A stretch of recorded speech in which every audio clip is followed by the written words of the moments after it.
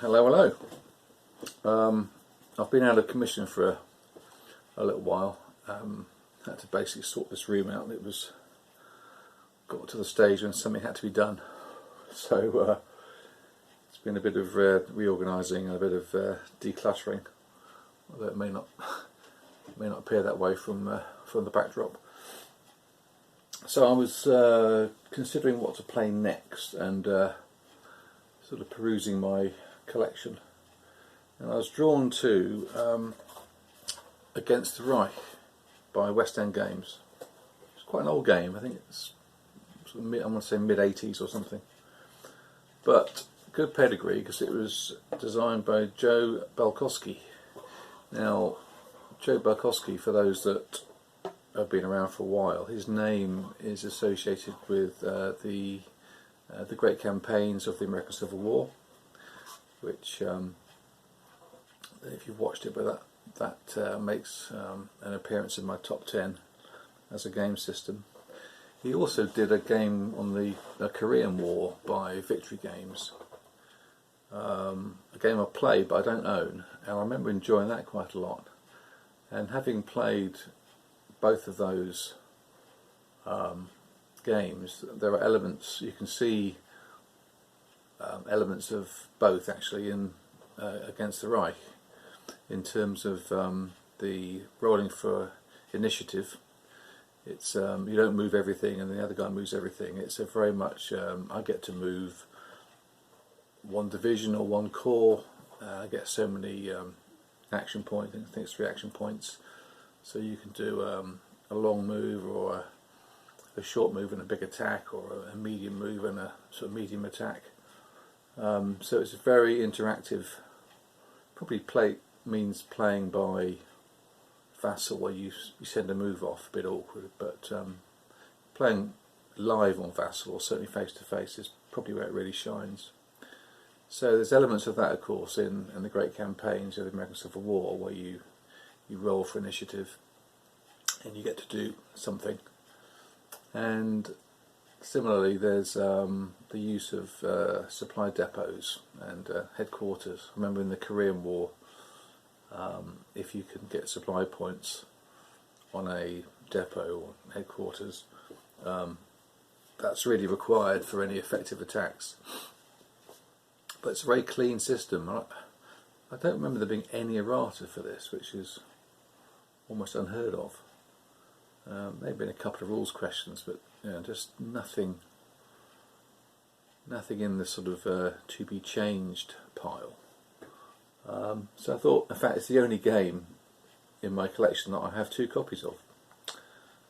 These maps have been laminated, and I think because I ride motorbikes, I decided that obviously carrying a laminated map on a motorbike isn't particularly to be recommended. And there was a cheap copy going a few years ago, obviously with the original paper map, so I bought that as well, and I've still got both copies. One for transporting via motorbike top box, and the other for, I guess, if I go somewhere by car or if I'm playing at home. So there's much to like with this one. It's a very, the rule book is, if you discount the designer notes and all, which is always nice to see, some player notes and hints and play and a bit of historical stuff as well, but you're looking at about 30 pages, so not a huge rule book by modern standards. I'm not sure what else Joe Belkowski did. I think he was involved in the Fleet series by Victory Games. I think I saw his name mentioned in association with Second Fleet, but I never really played much of that series. But I remember really enjoying this one, and it basically goes from the invasion of France, and you're not restricted with the historical invasion sites. You can choose pretty much anywhere along the French coastline. There are advantages and disadvantages of wherever you choose. Essentially, the West Wall is more developed the further east you go. and that gives you a negative DRM on the amphibious invasion table. And it gets easier as you move further to the west, but of course then you're further away from where you need to be. So you're making those choices, but it gives you some historical options. I will probably play this one going into the sort of Normandy peninsula, because I like to play a game trying to follow a historical start for the first 1 or 2 plays, certainly after a long time, because I can use that as a sort of a barometer, if you like, as a reference. You know, how am I doing? Well, let's look at the historical progress and my progress, and then I get a feel for, you know, am I pushing fast enough or not quite fast enough. So that's what I'll do with this one. Victory, I remember Victory being, it's quite demanding on the Allies, because you've got regions within France, you know, Brittany, Maine, Normandy, Poitou and Berry and Orléans and all the rest of it, and they're essentially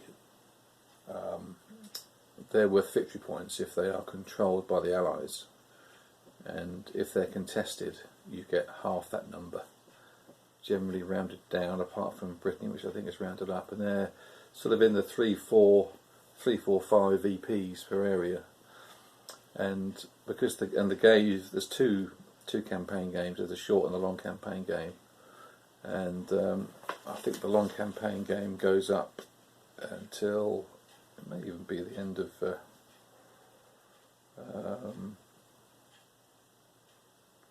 2nd of February turn, so I think there's 2 turns a month, so the long campaign goes right into 45. So you've got the attack on the west wall, if you want to take it that far. There is a strategic reserve for the Germans, with an HQ, with a supply depot, and that's to represent obviously the Battle of the Ardennes, the German sort of final offensive in the west, and you can allocate some of your reinforcements to this reserve to be released on a certain date. The air is very abstract, so there's no issues with air combat or building airfields. Essentially it's factored into the supply system, and I believe yes, that's right, the movement of the German mechanised forces is slightly lower than that of the Allied, to represent the interdiction of the Allied fighter bombers and their air superiority, and the supply table is more generous for the Allies, because they didn't have quite the same issues. You have to capture ports, and the mulberries, you can build the mulberry harbours, which you'll need to boost your supply point level, and you're rolling against that to get your supply point. So there are issues for the Allies with supply, but your fate is in your hands, in that if you aim for the ports, you can build up your port capacity, and that should generate more supply. So I'll give you a quick look around the map. It's quite an interesting game. It's a nice clean game. Don't remember if it's a very fast or slow. It's probably very interactive, so there's lots of, I suspect each game turn is probably quite a long game turn. But I thought it's an oldie but a goodie, so hopefully I'll be able to give you a progress on it as well. Just start by standing back. It's a 2 map sheet game, and there's a little off map piece at the top there, which I'll show in a minute. But essentially you can see there's the west wall, which are the yellow border hexes, and this is the French coastline, defended mainly by coastal divisions.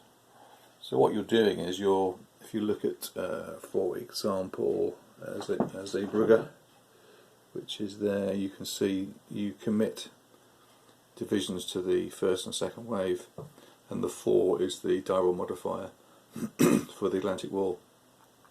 So fall's pretty scary, and as we move further west we'll get down to the Normandy Peninsula.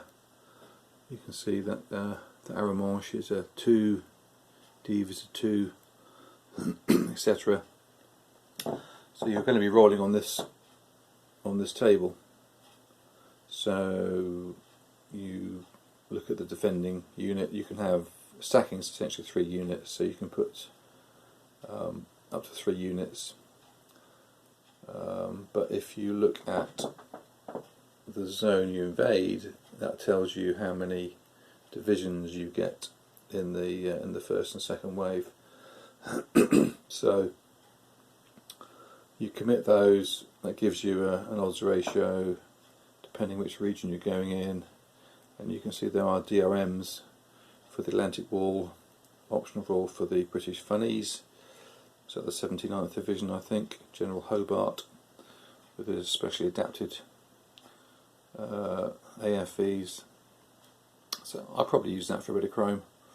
And then it's an all or nothing, so quite bloody.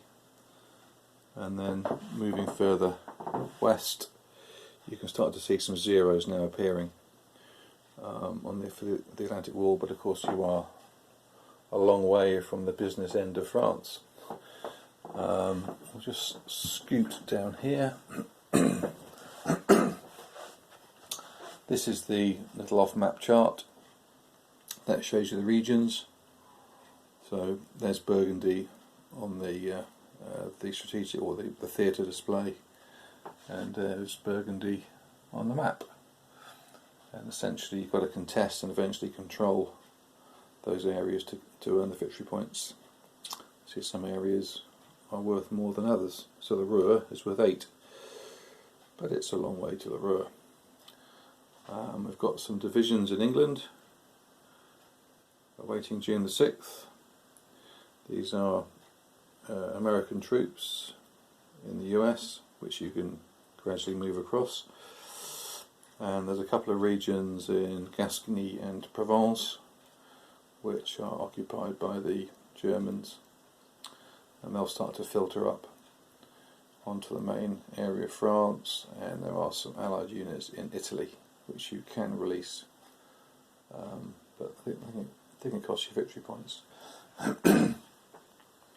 So things that I mentioned, the supply, it's pretty meagre for the Germans. They've got to roll well. It's a D10. I think zeros are zeros in this one. So you need to get an 8 or a 9, so a sort of 20% chance of a supply point.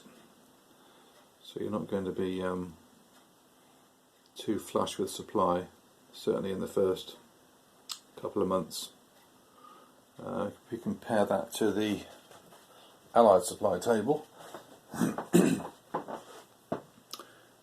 you can see it's dependent on the combined discharge value of the port stroke mulberries. So if they can start to get some ports, so for example we'll see Cherbourg there, that's worth 3. The mulberries are worth 2 each. So Cherbourg is the only one of any note really in Normandy. So that's another factor to consider when you're trying to choose your invasion sites. How am I going to get some ports? So if they get Cherbourg, you see you're going to be on the 3 level, and now you're getting supply with a 3 or more, so you can see you are already have a much better table to roll on as compared to the German. But anyway, that's given you a bit of an overview. Quite looking forward to giving it a go. Cheers.